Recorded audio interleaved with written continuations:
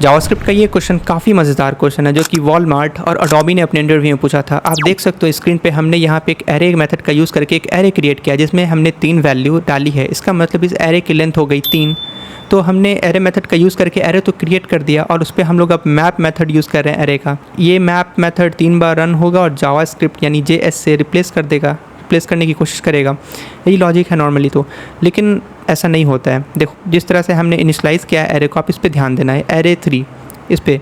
तो जावास्क्रिप्ट जब आप इस तरह से लिखते हो तो जावास्क्रिप्ट एक एरे तो क्रिएट करता है, यानी एरे तो बनाता है, लेकिन और उसकी लेंथ भी 3 होती है, लेकिन उसके अंदर कोई वैल्यू नहीं रखता। वो एक एम्प्टी स्लॉट्स होते हैं, उसके अंदर ऐसा मत समझना कि कुछ वैल्यू है, अनडिफाइंड नल ऐसा कुछ है, कुछ भी नहीं। वो हवा मतलब एम्प्टी स्लॉट्स है, वो आप उसे होल्स भी कह सकते हो। तो वो खाली जगह होता है और आप उस पर क्या कर रहे हो, अब मैप मेथड रन कर रहे हो। तो अब बात कर लेते हैं मैप मेथड के कुछ रूल्स की। तो जावास्क्रिप्ट के जो बिल्ट इन आइटरेशन मेथड होते हैं, जैसे मैप हो गया, फॉर ईच हो गया या फिर फ़िल्टर मेथड हो गया, तो ये एक बहुत ही अजीब रूल फॉलो करता है जिसे हम कहते हैं स्किप द होल्स। मतलब होता है क्या कि जब भी आप